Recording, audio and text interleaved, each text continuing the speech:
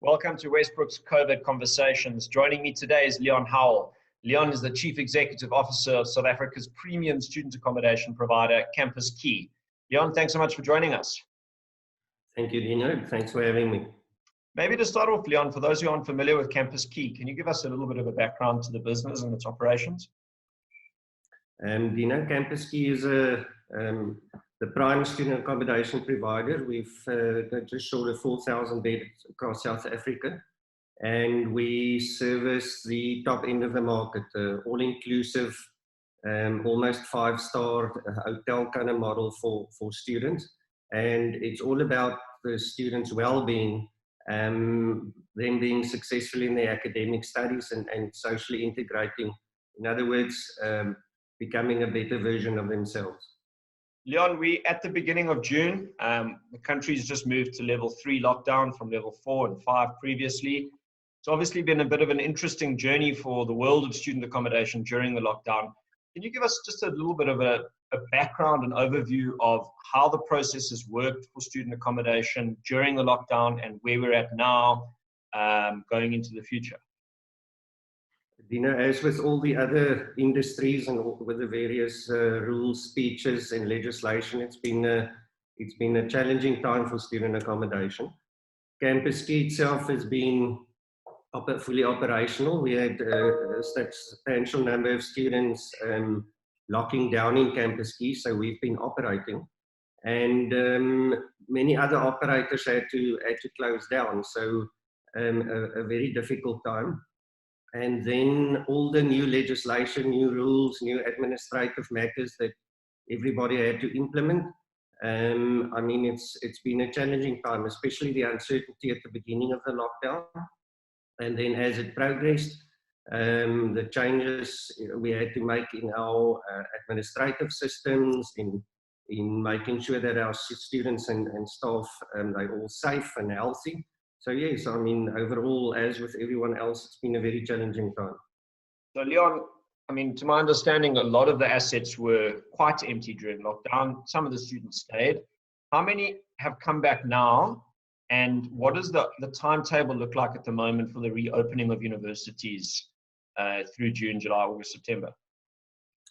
So, Dino, the universities, the various universities that we're operating at, they haven't all published the exact date, but in general, the academics, they're operating online, and they have indicated that with the second semester, they'll start with contact classes, which means roughly towards the end of July. But as you know, with level 3, a third of all students and staff at universities are allowed to return from yesterday, the 1st of June. And universities, as Dr. Blyden Zamandi has indicated in his speech last Saturday, that universities have 2 to 3 weeks to prepare to make sure that the environment is safe and comply with the necessary regulations. So universities have indicated that each faculty will communicate with their students and to indicate which specific students will be allowed back at campus and which students will be allowed back at university residences. So we expect that the universities will communicate during the week and early next week. As far as Campuskey is concerned, students have started coming back. So in general, there's quite a demand for students, especially if they're starting with exams, which is in the next 2 weeks, and if they require the facilities, internet, or their rooms or their study areas to prepare, if they can't do it at home. So students have started coming back. Leon, I'm interested in maybe the process of engagement that you've had with parents during lockdown.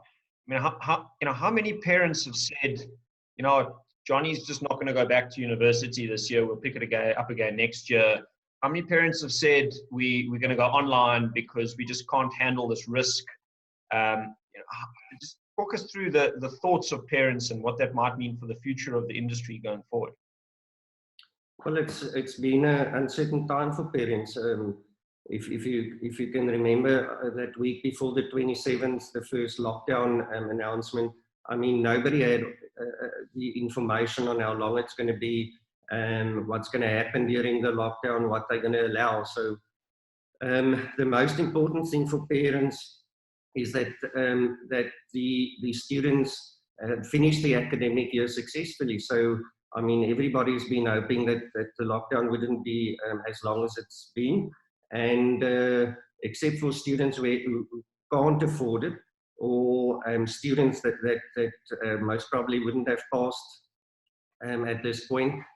All the other students are trying their best to get through the academic year successfully. So parents, I mean, they want their children to finish this academic year.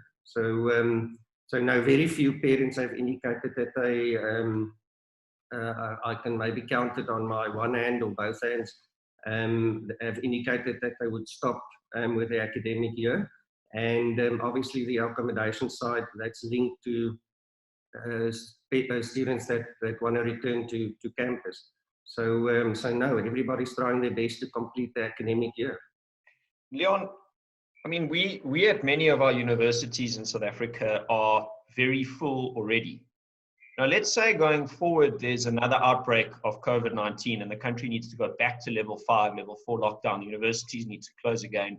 Is it practical that we as a country miss an academic year? In other words, is it possible for us to have, you know, the first years of 2020 along with the first years of 2021 next year?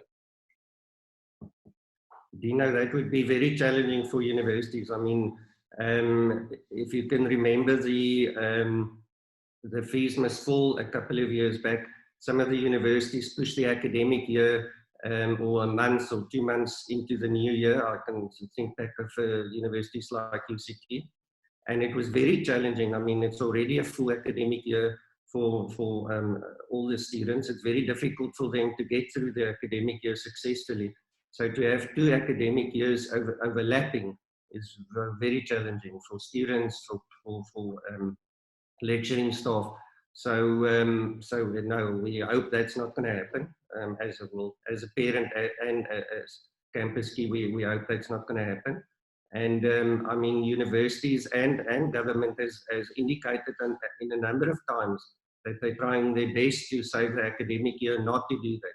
So if it happens, if we have another outbreak, I mean, it most probably will some courses will continue online, or you might have less contact classes, or 50-50 or 70-30 contact classes and online classes. You might have a a hybrid model, but I'm sure the universities wouldn't like to push a substantial number of students into the next academic year now. Leon, do you think there's a possibility that universities might continue through December, January, even February when they're normally closed?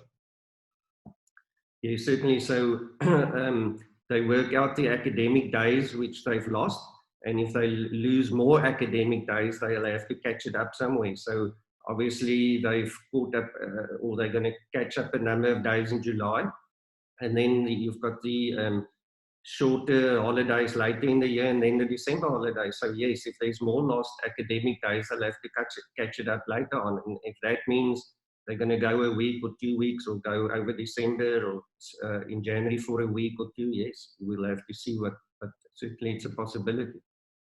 Leon, maybe just, I'd like to get your thoughts a bit on online, and specifically what online education means for an owner of student accommodation. I mean, we've done a previous COVID conversation with Robert Paddock. He was the co-founder of Get Smarter, which is a big online-based education business. We've heard a lot of rhetoric out of our government over the past months that, you know, we need to go online. Students need to start to do more and more digital courses, remote learning, et cetera, et cetera. I suppose the counter to that argument is that there's a massive digital divide in South Africa, and that there are many, many students who don't have access to computer facilities, Wi-Fi, etc. Do you think that online education poses a threat to student accommodation? And I suppose specifically, you know, Campuskey's thoughts, given that you are an operator of a more premium student who is wealthier. There's certainly a market for online education. And we know, I mean, the universities are full. We know there's a huge demand and many students who would like to get educated, which they're not necessarily going to go to university. And on the other hand, we know there's a huge shortage of accommodation. So, I mean, that gap is so big that I certainly don't think that online education is a threat to our accommodation. Certainly it's not. No, the numbers are so big, and there's many students who that's why they most of them are at university. They want to be in campus life. They want to integrate socially. They want to learn more life skills, and obviously the most important thing, they want to study. They want to go to class. They want to learn more. So there's a place for contact learning and for online learning. Supposedly, on that, something we forget is that it's not just about, the students being educated on campus, but for a student, there's a big aspect of a social life and a student life that your buildings and your facilities provide. Yeah, so it's about life skills.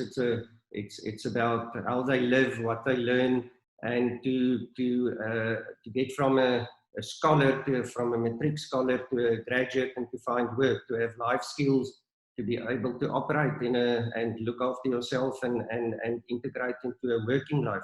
And that in that period from after matric into the working life, that's what you get at Campuskey. It's not only about having fun. It's obviously important to have fun, but it's about getting those skills to contribute to the working life after you've studied.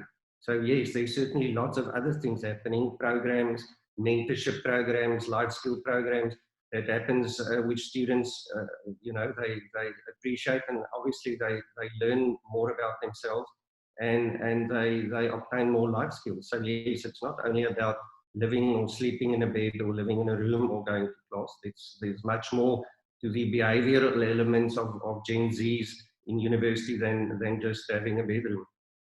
And Leon, maybe just in closing, assuming that there isn't a vaccine for COVID-19 shortly and that we need to adapt life to life post-coronavirus, what can owners of student accommodation buildings do to safeguard students, and what will the future of university residences and private residences look like going forward? It's very important that the buildings are safe, so from the moment that the student enters the premises right through to the bedroom, must be safe. Protocols must be in place. There must be administrative systems to be able, or management systems implemented so that it can handle these processes. And so buildings can't have free access. Like you need to have processes and protocols in place. So safety is of utmost importance. And I mean, Campuskey have spent a lot, and there's a lot of time and a lot of money to be able to do that. So we're ready for all students to come back.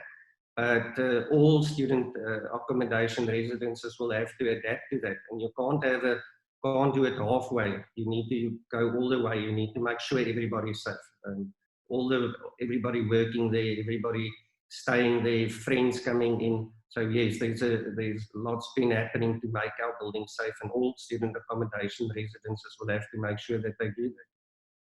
Leon, it's been a very interesting conversation. We appreciate you making the time. Thank you, and good luck going forward. Thank you, Dino. All the best.